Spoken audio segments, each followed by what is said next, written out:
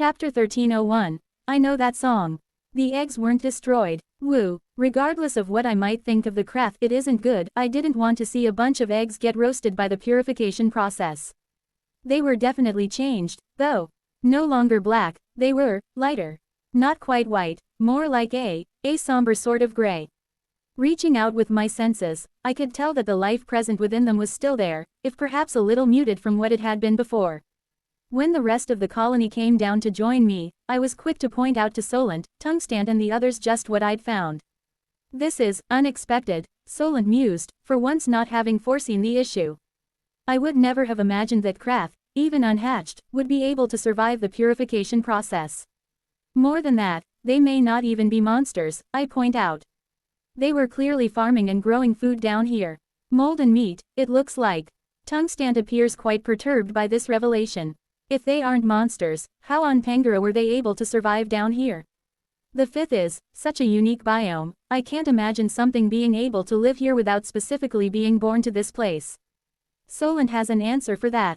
There are legends that the fifth wasn't always like this. That it was corrupted by one of the ancients. None of the stories agree on which one. Moribolg, perhaps, or Theorazan. Perhaps even Yolesh. Only the Sophists have a history of the dungeon that goes back that far, and even they aren't sure. Wait, you spoke to the Sophists? About the fifth? I break in. Solent flicks an antenna dismissively. I sought out all information available about the fifth, from every source willing to speak to us. I have read thousands of pages, hundreds of texts, transcribed into pheromones, about this place. Preparation is not just the key to victory, it is the victory itself. Yeah, smarty legs. As I was saying, she continues, it's possible that the Krath were not always the way they are now.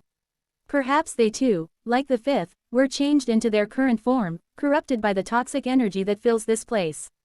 If they weren't always the slippery, slimy critters that they are now, what were they in the past? I wonder. Solent turns her eyes down to the eggs, shimmering slightly in the clear fluid around them. We might be the first in thousands of years to find out. As much as I would have loved to keep speculating and chatting with my siblings, unfortunately, that isn't my job down here in the fifth. My role is to hurl my body out into the toxic wastelands, fight off the disgusting and putrescent monsters that fill this terrible place, and act like the canary in the coal mine. A shiny, amazing, diamond-coated canary. So once the Krath village is secured, I am back out on the road, so to speak, exploring through the enormous, wide-open tunnels, running just ahead of the cleansed area as it continues to expand downwards. It won't be long until we hit the target depth set by Solent, and once we do, the construction will really begin. Until then, it's my job to root out any big nasties and keep the pressure off the lead teams. As I use yet another void chomp to slash through a blubbering mass of goopy, stringy mess, it shudders and then explodes, sending invasive, parasitic little mites all over the place. I quickly incinerate myself, which isn't fun, but you'd be amazed at what you can get used to. I've had to set fire to my own body over a dozen times already. Much like that egg monster, it seems like monsters that try to invade and break you down even after they've been defeated aren't all that uncommon down here. As the cleansing fire incinerates all the mites, who leap up at my carapace. With all the enthusiasm of juvenile demons, I can't help but sigh. Man, I'm really putting myself through a lot of punishment here. Not for the first time, I thank Gandalf for my precious vestibule. Without the flood of energy pouring through, there's no way I could survive out here. Although, that would mean I'd have to stay in the blue mana, and the colony couldn't send me out here like this. I prod one leg into my carapace suspiciously. Were you really a curse all along, vestibule? Now, at this time, you choose to betray me. I'm knocked out of my reflection by a slight tingle in my antennae. It's so faint I almost miss it, but I'm so hypersensitive out here that I refuse to allow even the tiniest hint of sensory information to escape my notice. The moment I try to chase that hint down, I'm immediately puzzled. What in the name of heck is that? For a while, I'm not even sure what sense is talking to me, but eventually I figure out it's my gravitation antennae mutation. There's something producing very fine, very delicate vibrations. I'm almost tempted to dismiss it, but the more I think, waving my antennae back and forth, I can't help but feel I've sensed this same feeling before. Like, a lot, but I've never really paid attention to it much, given how quiet it was compared to everything else. The more I quietly sit, ignoring the smoke coming off my eyeballs, the more confident I become. I've definitely felt that before, and I know exactly what it is. Sneaky, sneaky. Thought you could hide from me. Impossible. Determined, I begin to head toward the strange feeling, then hesitate. I have a mission, I'm on a timer. Do I really have the time to be chasing this down? After a moment, I throw my doubts aside.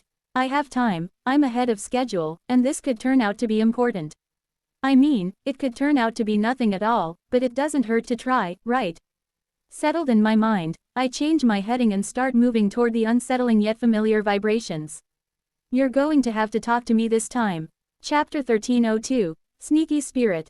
I'm going to be honest, it takes me a while to find out where those vibrations are coming from. Too long, if you want to be strict about the clock, which I should be. Once I start chasing down that tingle, it becomes almost impossible to ignore. It's tricky to get at it. The source seems to be moving. At the same time, it isn't.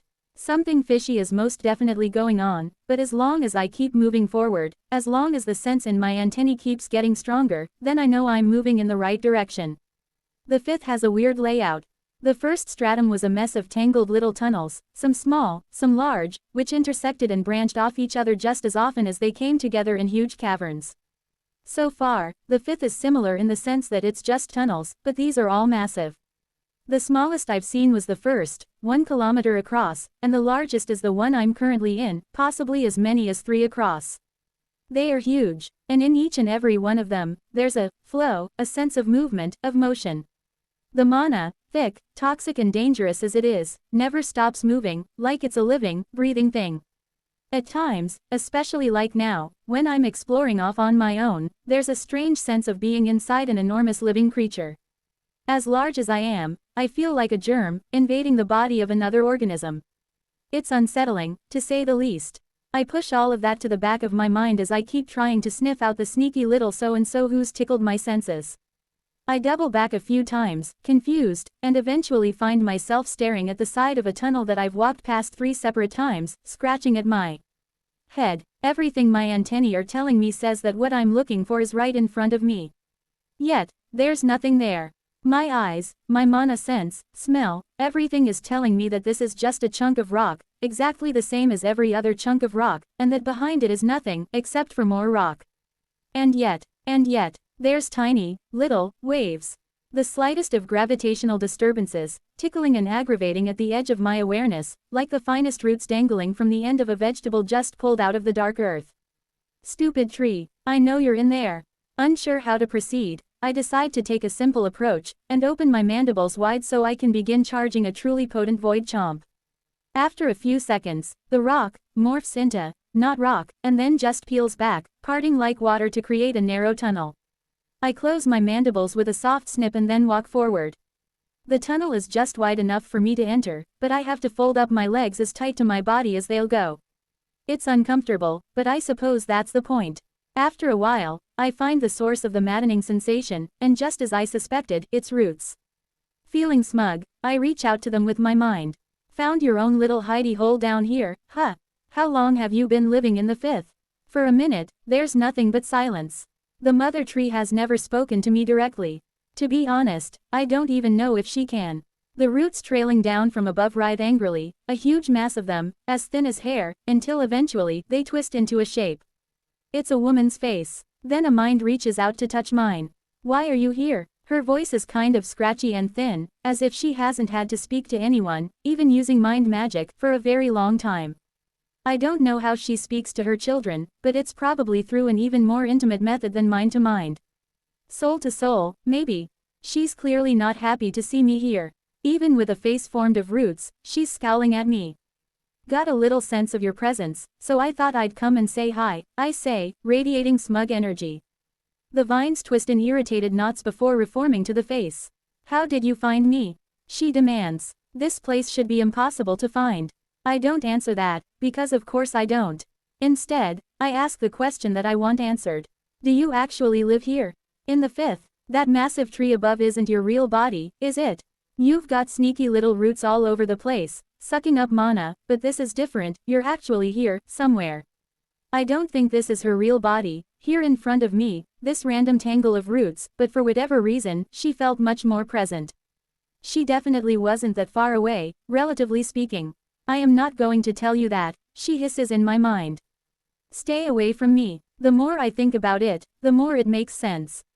Of course she's down here. Where else is she going to access a rich source of mana that nobody else is going to miss? She sends her taproots out into the third, into the second, maybe even the first, and I'm sure they pull in their fair share, but down here.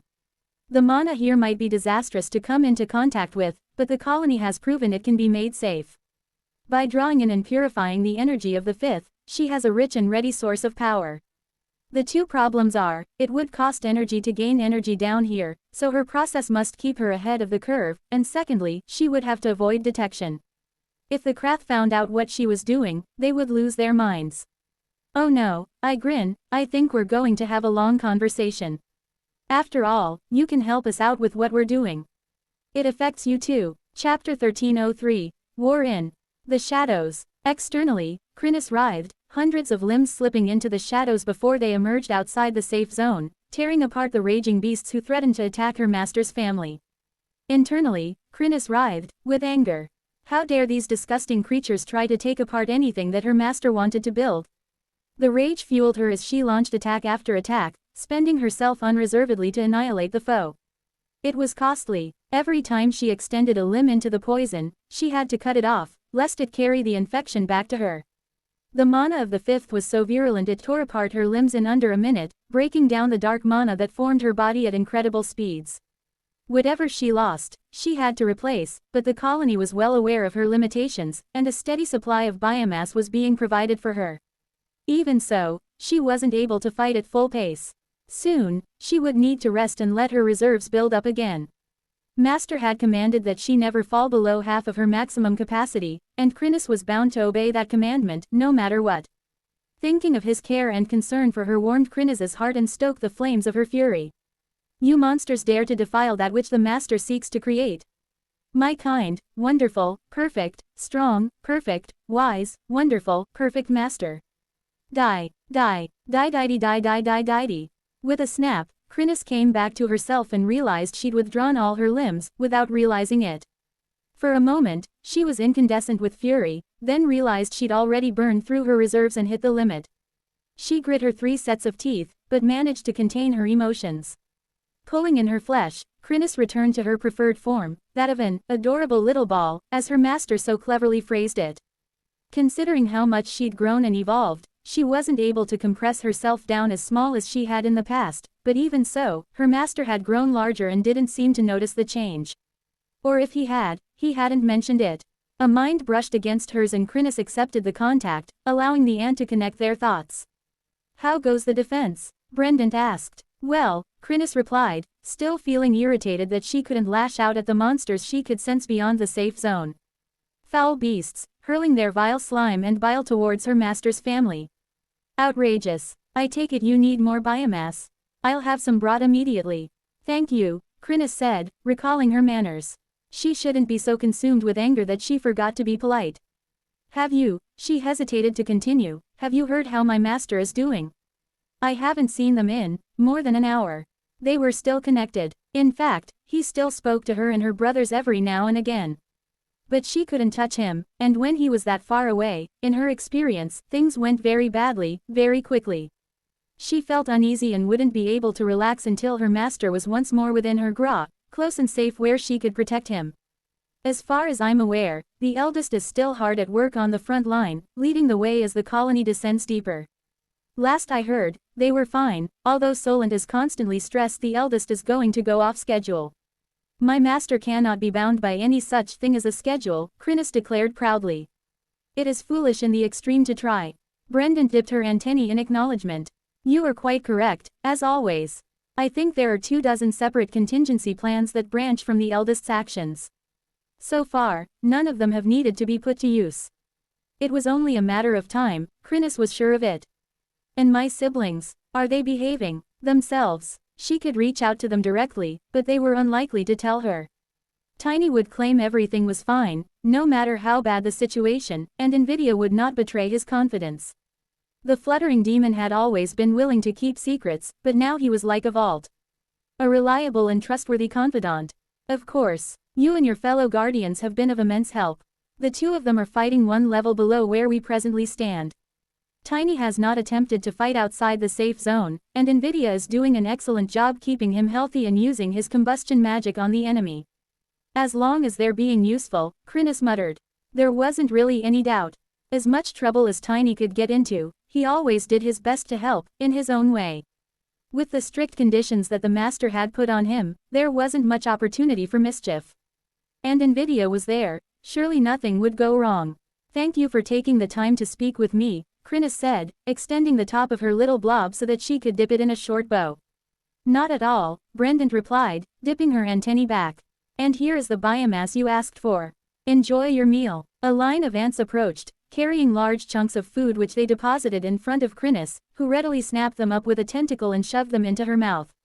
It wouldn't be long until she had regenerated her lost strength and would be able to fight again. She couldn't wait to be helpful, obviously. Chapter 1304. A friend you can rely on. When it comes to the obsessions that form the center of a demon's identity, many fail to realize just how broad the scope of what can form this obsession really is. This is most likely due to the prevalence of certain obsessions, especially those that tend to form around the 5th and 6th tiers. Wrath, pride, greed and so on, the fundamental building blocks of almost all demonic obsessions, are practically synonymous with the denizens of the 3rd stratum. However, these are not the only possibilities. Firstly, it is important to note that as a demon-type monster evolves further, its obsession can, and often does, grow more complex, gain nuance that it didn't possess before. Demons who seek knowledge may now hunt only for particular fields of information, or chase specific sources. Demons who obsess over slaughter may now demand certain types of prey, or specific methods of killing. Secondly, one must consider the paths less traveled, obsessions that simply do not pop up as often. In my studies, I have encountered reliable cases of demons with truly rare and often bemusing obsessions. These include gardening, words starting with the letter Z, the scent of fried food, red and orange, carpets, poems by Margrave de Champagne, of which only 3 exist. Excerpt from On Demons, by Maggio scholar Leruin. Not for the first time, Nvidia considered what it meant to be a true friend. In fact, this was something he thought of often. To be even more precise, it could be said that this was something he pondered almost constantly. To put it directly, he was obsessed with the idea. Not only did he want to know the answer to this question, he wanted to be the answer to this question. Every moment of every hour, his prodigious mind was turned to this purpose, and he felt that, even so soon after his evolution and the subsequent shift in his obsession, he was starting to get a few solid ideas. Firstly, a friend was loyal. Tiny turned and gave Nvidia a thumbs up, and the little demon returned the gesture with his own, stick-thin digits. Another wave of attackers had been successfully dispatched, and there had been only minimal damage done to the safe zone. There was no need for anyone to mention the 3 separate occasions in which the big ape had attempted to leap out of the blue mana field, only to trip over himself as the command of their master prevented him from carrying out the action.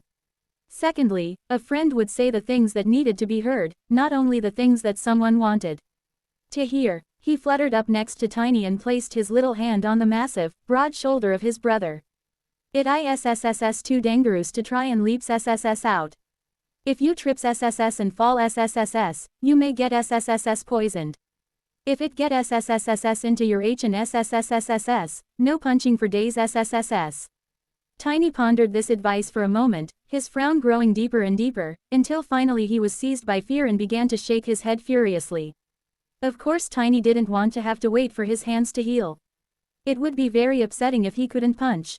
This was already the 3rd time that Nvidia had pointed out this potential issue to his brother, but with each incident, Tiny came that little bit closer to injuring himself, and the message seemed to sink in that little bit further. In this way, Nvidia acted as he determined a good friend should, and Tiny seemed to appreciate it. The big ape gave him a quick thumbs up and Nvidia returned the gesture, all the while feeling deeply satisfied inside. Yes, give us SSS me your friend's SS ship. His eye gleamed with satisfaction as he felt a brief moment of fulfillment. Of course, it faded all too quickly, leaving Nvidia greedy for more.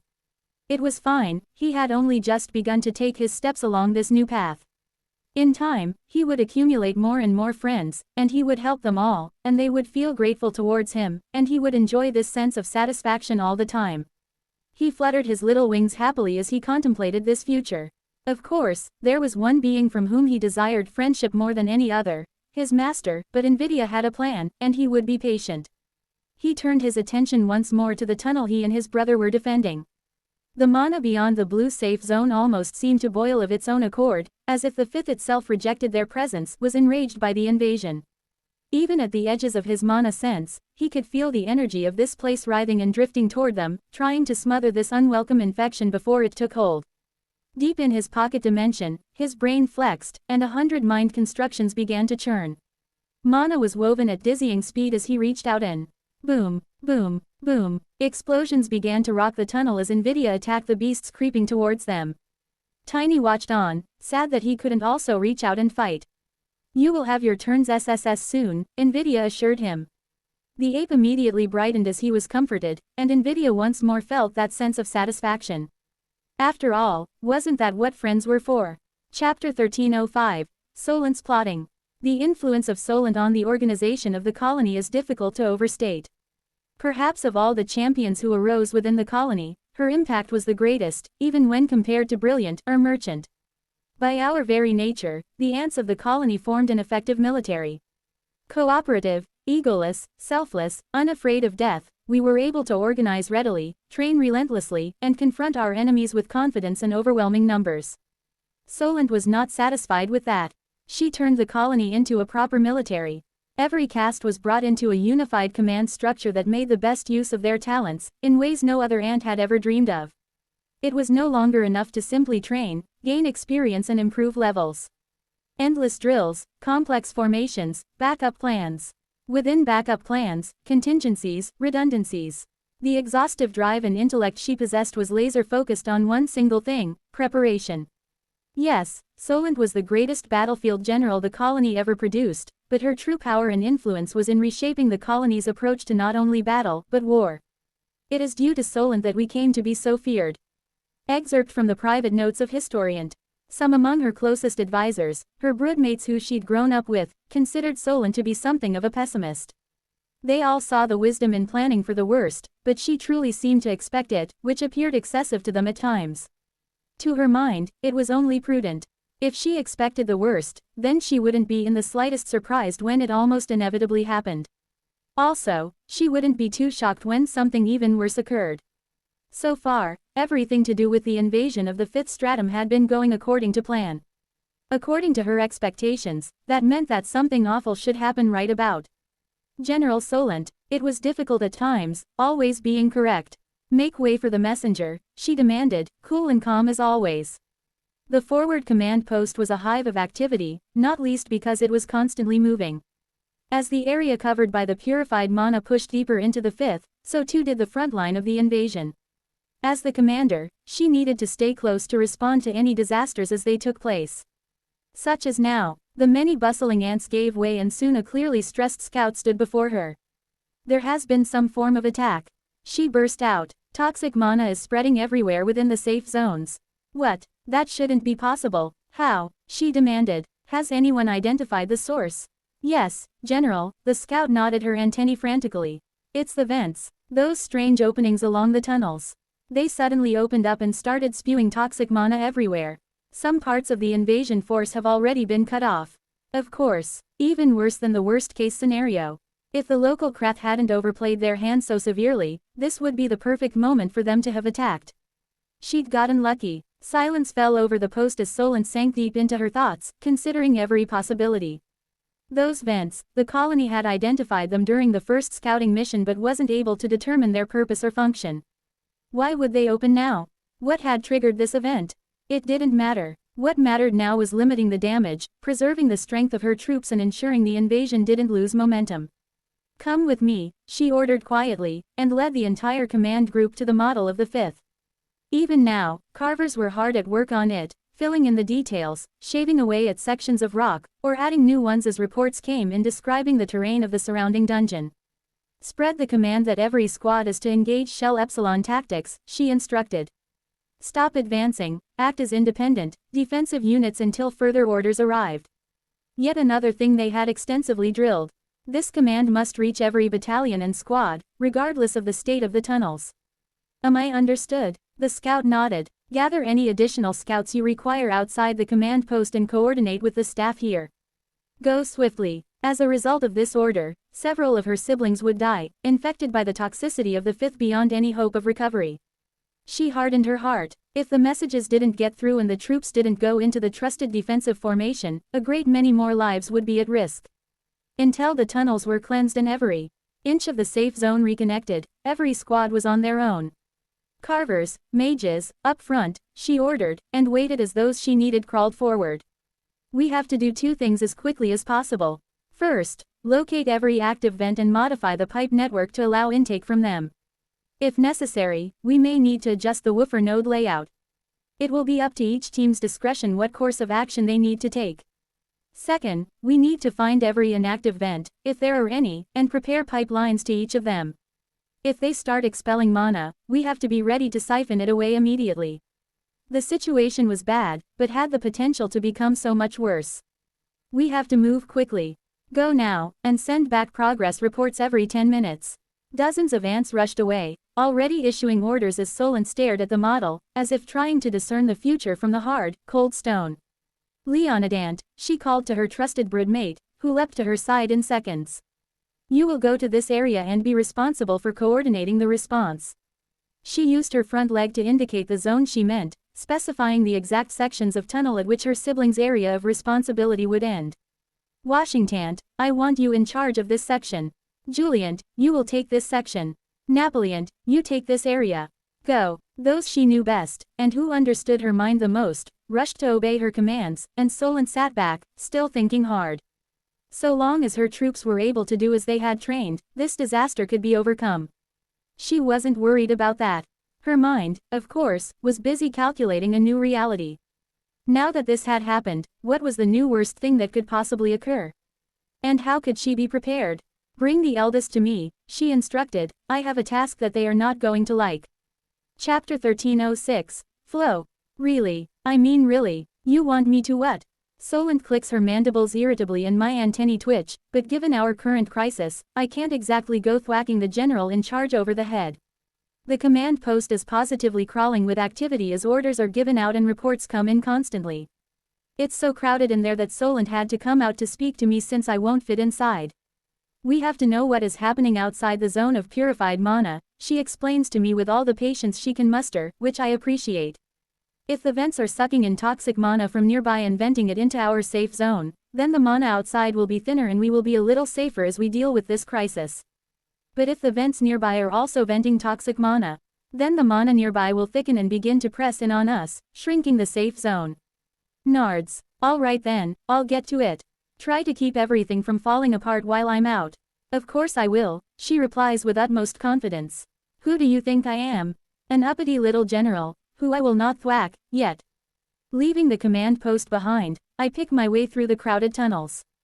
Despite everything that's happening, the colony is still racing forward with its plans.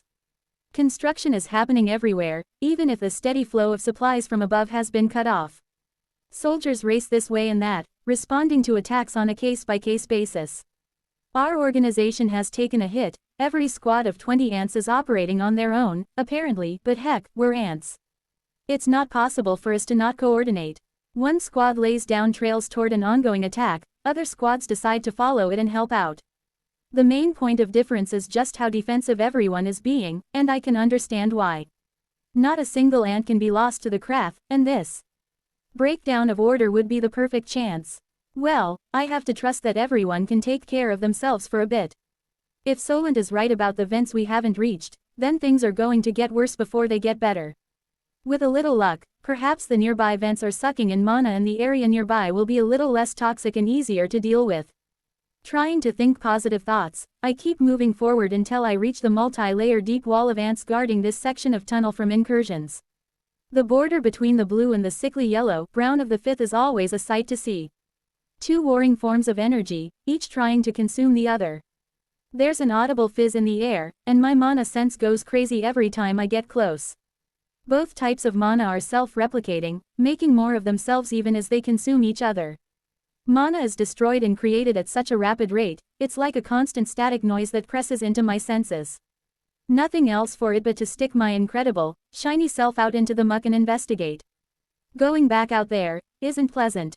We all know what it's like. I'd rather stick my antennae into a human toilet than endure this, but for the family, I'll do what needs to be done. Also, I get a smug sense of self-satisfaction from being able to survive in this environment. Stupid Fifth thinks it can slow me down. Ha, try your best, Fifth. I'm going to walk wherever I please. Up this wall, don't mind if I do. Upside down by those rocks over there. What's going to stop me? Muahahaha. Oh right, the vents.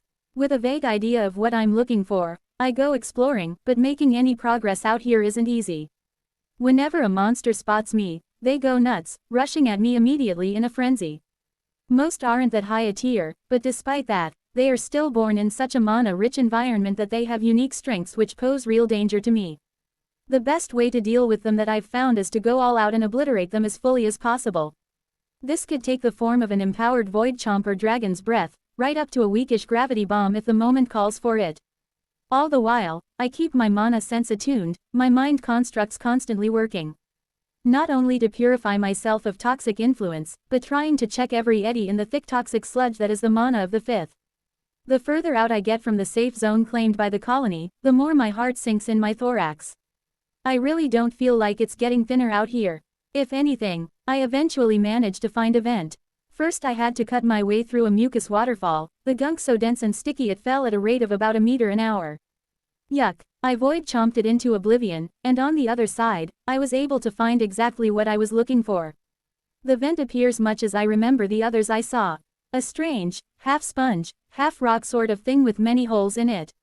And, most unfortunately, it is absolutely belching out toxic mana. The energy behind the mucus waterfall is so thick I can practically hear my carapace sizzle. If this is what life is like down here during a wave, then Solent was absolutely correct to assume we wouldn't be able to survive down here while it was ongoing. We have to get that nest built, and quick. Annoyingly, I can't even destroy this stupid thing. If I crunch it, or cover it over, will that just mean the mana will flow even thicker from the other vents? That would make the situation worse. Well, I have my answer for Solent. I need to hurry up and get back to the colony. As I turn around and make my way home, one thought refuses to go away. Where the heck is all this mana coming from? Chapter 1307, Heartbeat. Yes, look at them burn. Burn them all. Coolant watched as her fiery sibling unleashed her devastating magic upon the encroaching slime monsters. As she channeled her spells, Propellant herself burned red hot, flames rising from the mini volcano on her back as she launched gobs of lava and bars of almost liquid blue fire at the creatures of the Fifth. I would estimate that your spells are only 20% effective, Coolant observed in her usual, clipped, chilly tones. Despite all of the evolutionary energy you poured into maximizing your fire magic. Such a waste. Propellant rounded on her sister, her anger flashing hot. What? You're one to talk. You spent all of your energy making yourself even icier, and just how effective is your magic down here? It's even worse than mine. There is a utility to water and ice magic that has yet to be fully realized, Coolant replied, clacking her mandibles dismissively. Ha, you think anyone in the colony is falling for this? It's good but we don't know how yet, line of reasoning. You're fooling yourself. Jumping to conclusions. I would never have expected you to make such a rushed judgment, Coolant observed, a hint of sarcasm coming through in her pheromones. The two sisters stared at each other, one growing colder, the other hotter, by the second. Finally, they both turned away with a huff and put some space between themselves. Have we eliminated everything in this section of tunnel? Coolant asked after a moment. I believe so, Propellant replied, though I did most of the work. Refusing to rise to the bait, Coolant merely sighed and began to focus on her more esoteric senses. It was difficult to do anything in the Fifth, even to use mana sense properly. The toxicity of the Fifth was so all-encompassing, everything that touched it broke down, even mana. Communicating via mind magic was impossible through a certain amount of toxic mana. The messages became corrupted, and any bridge constructed would eventually fall apart. It was the same principle that prevented gate travel through the stratum. The safe zone is pressing back against the vent, Coolant observed, but it'll still be some time before it's fully overcome. Will we ever be able to eliminate its influence completely, so long as it continues to vent? Propellant replied, irritably. Anything she couldn't solve with fire tended to irritate her these days. She did have a point, though. There was no way to know when the vents would stop, or if they ever would at all. This incident had set the invasion back significantly. Despite all the work that was still ongoing, the safe zone, inevitably, was shrinking. We need to rejoin the others, Coolant declared, and the two turned their backs on the open tunnel and moved deeper into colony-claimed territory. Several ranks of troops closed behind them, on high alert given the current crisis. Not far away, they found their mage squads working feverishly. New pipes needed to be laid, the network needed to be adjusted in several places, and even small adjustments created imbalances that affected performance. Even pipes that didn't need to be moved still had to be adjusted. Until the vents stopped spewing out mana, the woofers would have to prioritize consuming that energy above other sources. Have there been any changes with the vent? Coolant asked as she arrived amongst the bustling ant mages. Nothing, came the swift reply. The rate has remained steady since you left, as has the density. No change at all. Well, it wasn't getting better, but at least it wasn't getting worse. Keep working on the pipe network. Coolant and I will inspect the vent again while we have the chance, Propellant growled. We won't have long, Coolant reminded her sister. We need to reinforce the tunnel defense again soon. I know that. Come on. The two council members moved beyond their teams, following the newly laid enchanted pipe, which moved a steady flow of corrupted mana back to the nearest woofer node, 200 meters away. It didn't take long for them to encounter the new, unwelcome border between the vent and the cleansed energy. Right in the middle of the tunnel, the porous rock sat, an endless stream of pure filth vomiting forth to push against the safe zone from within. Coolant and Propellant moved forward until they were only 24 meters away from it. The bubble of toxicity produced by the vent had shrunk rapidly once the pipe network had begun to siphon it away, but had stabilized at roughly this size. At least it no longer cut them off from the rest of the colony. Are you sensing anything different? Coolant asked, feeling out the vent. No, Propellant grouched, her carapace glowing a deep red as her ire grew. It's just sitting there. Are you sure I can't set it on fire? Yes, I'm sure, Coolant sighed. We are under strict instructions not to harm them. Knowing Propellant, she'd blow the thing up, opening an even wider hole that allowed an even greater flow of energy. Give me a minute, I'm going to see if I can sense anything. Pushing her sibling's impatient reply from her mind, Coolant sank deep into herself, putting all of her focus into studying the energy around her. The vent changed instantly, from a strange form of rock, into the source of a dense plume of mana. There didn't seem to be any end to the flow. Wherever this mana was coming from, the source didn't seem to be running low in any way. It was frustrating, there didn't seem to be any way to trace the energy. She could feel it rising up through the rock, but if she tried to follow it down, it began to blend into the surrounding rock before she got far at all. How vexing. Determined not to chase after dead ends, Coolant instead turned her attention to the plume of toxic mana itself. She examined it minutely, patiently, even as Propellant grew more and more impatient by her side. Are you done? The fire mage demanded. Wait, can you sense that? Coolant said suddenly. Propellant frowned, extending her own senses. Sense what? There was nothing, as far as she could tell, but there was an intensity to Coolant's scent that caused her to redouble her efforts. Wait for it, Coolant muttered. I'm sure, yes, there, did you see that? I think I did, Propellant said, clacking her mandibles thoughtfully. What was that? There had been a shift in the flow coming from the vent. It had been slight, very slight, but she had indeed detected it. For the next several minutes, they studied the vent, examining these minute changes as they occurred and eventually determined the pattern. It's like a heartbeat, Coolant realized. It's slow, very slow, but it's just like a heartbeat. Thump thump, thump thump, thump thump. What in the name of Pangara does it mean? Propellant wondered. Chapter 1308. Healer Troubles. I report back to Solent, and as always, she accepts the bad news with equanimity, as if she were expecting it all along. In any case, I'm happy enough to leave her and the rest of the Boffins to work out what they want to do going forward.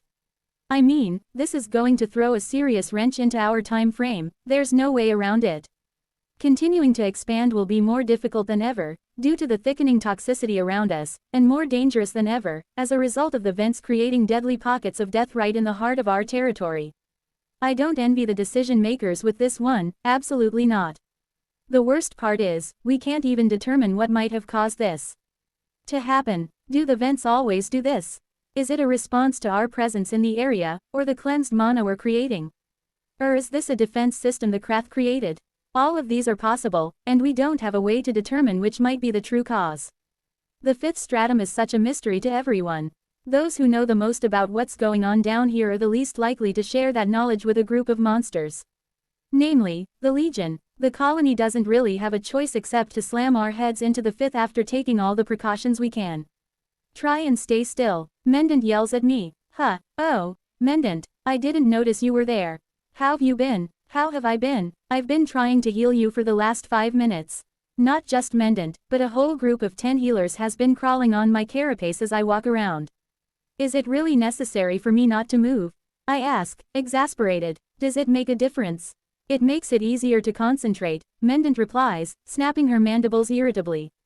Now sit down. Fine, it's an odd sort of sensation, having a bunch of irritated medics crawling over my carapace, occasionally thwacking me with their mandibles. Do they not get enough sleep? How long are their shifts?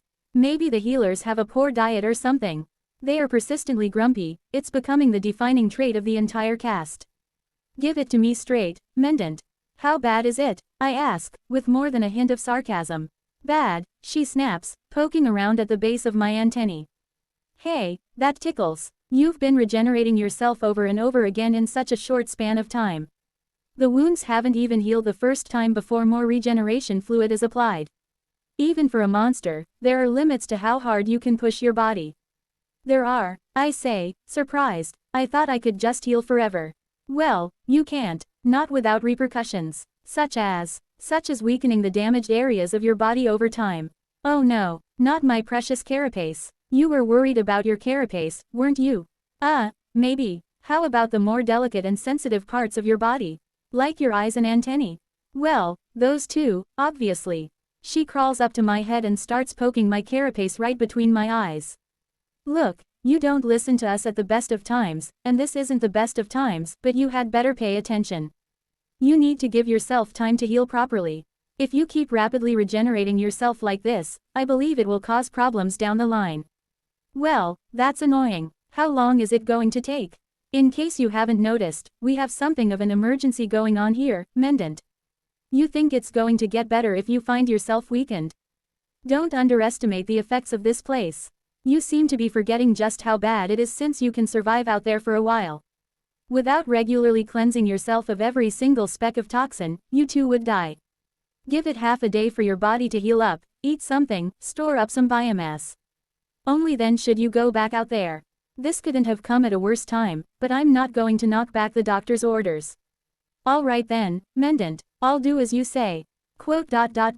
You will, she asks suspiciously. No argument, no tricks, no sneaky tactics. I clack my mandibles in irritation. No, just how bad is the attitude you get from your regular patients? Terrible. They're ants. Most of the time, they think taking time to heal themselves is being selfish, and they do everything they can to get out of it. That might help explain why the healers are always so irritated. I'll try and spread the word. Everyone should listen to the healers. When it comes to getting better. Not doing as you say is putting themselves and everyone else at risk. I would appreciate that, eldest. For once, she doesn't sound completely irritated, but even then, there is still a grumpy aura hovering over her that never seems to dissipate.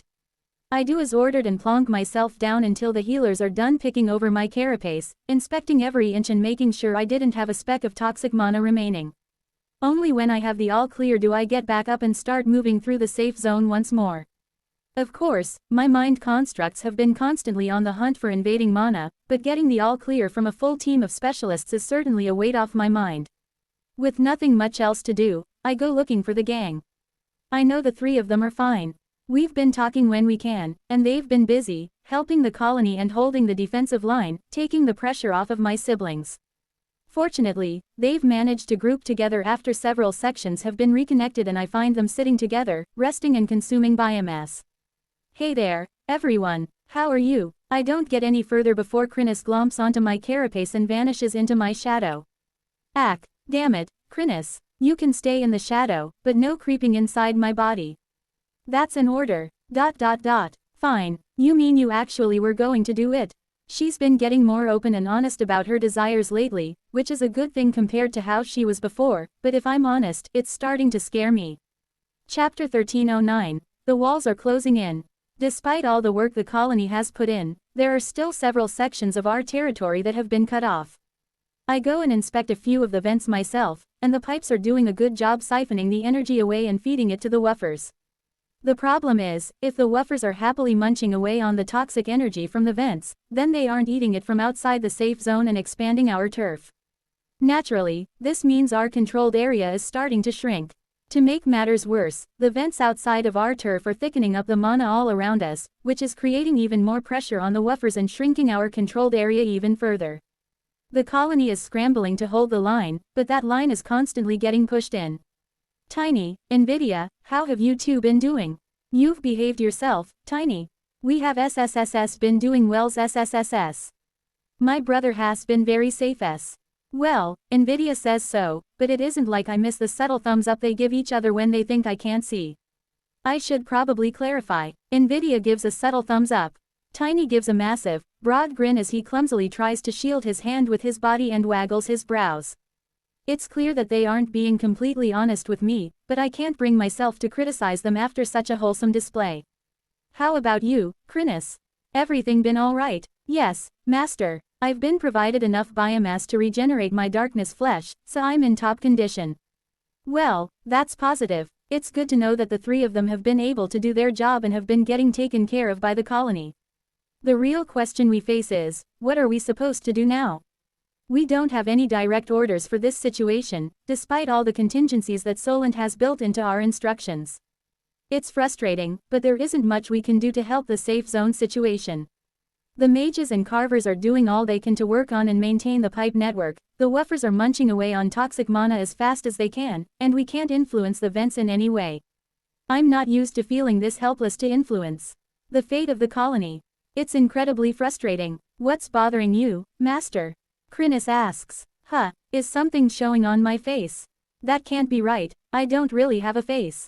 You just seem a little dispirited. Well, that's completely true. I'm just not sure what I can do to be useful right now. These stupid vents have put the colony in a holding pattern, and I'm under doctor's orders to stay in the safe zone. There doesn't seem to be anything positive I can do. If you can defend the tunnels, that will take pressure off the rest of your family and help them focus on their tasks. That's helpful. Yeah, I sigh. That's true, but it doesn't improve our situation. Feels more like treading water. Sometimes you have to do what you can do and leave some responsibility to others, Master. I'm the king of leaving responsibility to others.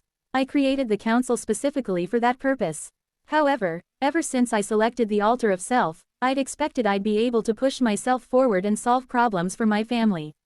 You're right, Chrysalis, I say, defeated. There's nothing to do but go defend the tunnels and hope our situation improves. Tiny, NVIDIA, are you two happy to keep working together? The two exchange looks before I get an approving flex from Tiny. Not wanting to be left out, NVIDIA does his best to pose, but his arms are so stick thin I can't even tell if he has biceps, let alone if they're flexed.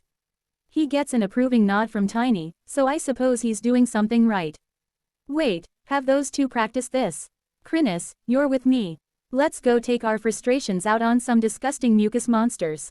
Gladly. She sounds way too excited to be doing this, but then again, Chrysalis has always been enthusiastic about two things, being around me, and killing monsters.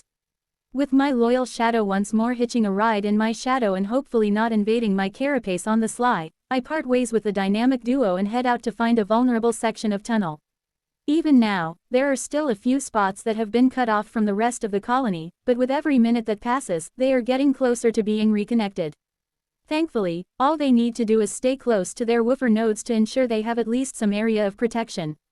Antennae waggling, I read the various trails that have been put down until I find one that seems fairly urgent. I follow it until we reach an extremely wide section of tunnel with a thinner than usual battle line facing outwards.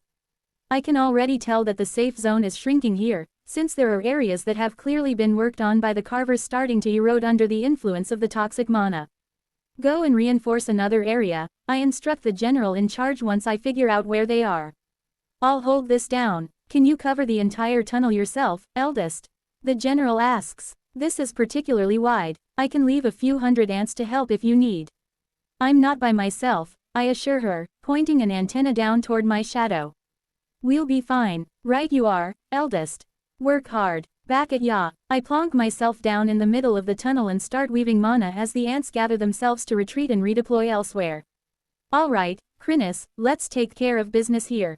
Of course, Master. It isn't exactly what I was hoping for, but at least I'm helping. Lousy 5th stratum. You're fighting back, but it isn't going to be enough. Chapter 1310. Zaluth Ascendant. I told you I could make you the next Kraflath, Ghazi spat. All we needed was for the Slee tribe to be brought right to the edge of extinction. Zaluth eyed the older Kraf, one of his stalks turning to track the slug. Are you regretting the bargain? Zaluth asked. Ghazi burbled out a harsh laugh, his voice sounding as if it were rising through a dense bog. Of course not. The last Kraflath was a disaster. All fury, no cunning. She was good at bullying cowards and cultivating acid, not acceptable traits for a leader. She certainly had managed to cultivate a potent acid for herself. Even now, Zaluth felt it searing through his flesh as he attempted to blend it with his own. He hadn't been able to consume much of the fallen leader, nobody had, but even a little had been enough to take some of her strength. The real issue I have is making sure the new Kraflath doesn't throw me aside now that I've done my bit, Ghazi said, a sly tone creeping into his voice. Zaluth's eyes narrowed. Are you saying I would go back on my word? Betray my part of the agreement? If you wouldn't, then you aren't the Krath I thought you were, came the contemptuous reply. Of course, Zaluth had fully intended to betray Ghazi. Although his help in securing the leadership had been useful, the old slug now had nothing to offer. In fact, given the desperate situation of the Slee, having an older, weaker member taking resources from those who could better utilize them was making their survival less likely. Making Zaluth's survival less likely. He couldn't have that. I will admit, Ghazi, I called you out here to give you the choice. You helped me unseat the Kraflath, so I won't consume you on the spot. You can either detonate your acid gland and end yourself, or choose exile in the swamps. Perhaps I might have been able to justify keeping you alive if we were still holed up in the slime grounds, but now we are nomads without a home. Don't talk nonsense. You would have killed me anyway, Ghazi stated with utmost confidence, and Zaluth nodded his confirmation. This is exactly the type of leadership we needed all along. However, I think it's important you reconsider your position. Zaluth's eyes curved into wicked moons as he turned both stalks on the other Kraf. I thought you might. The two were isolated from the rest of the tribe, who were resting in an air pocket beneath a yellow mucus river. It had been a difficult journey, staying ahead of the invasion and its cursed, lethal blue mana, while also avoiding the many dangers of the 5th.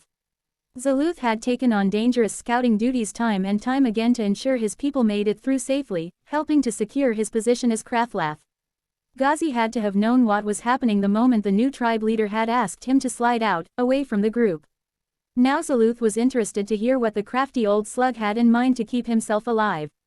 Since I may be dead anyway, is there any chance you might reveal where you intend to take the tribe?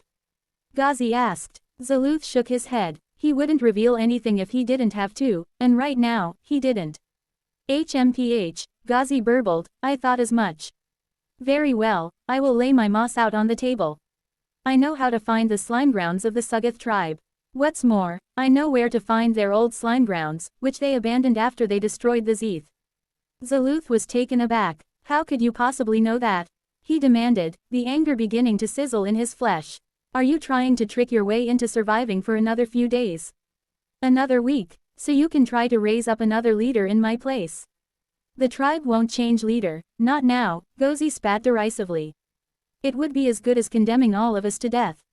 And as for the reason I know this, it's because I myself was a member of the Zeeth before I fled and joined the Slee.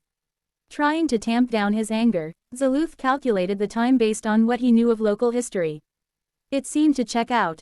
It was possible Ghazi had abandoned his tribe shortly before they were destroyed.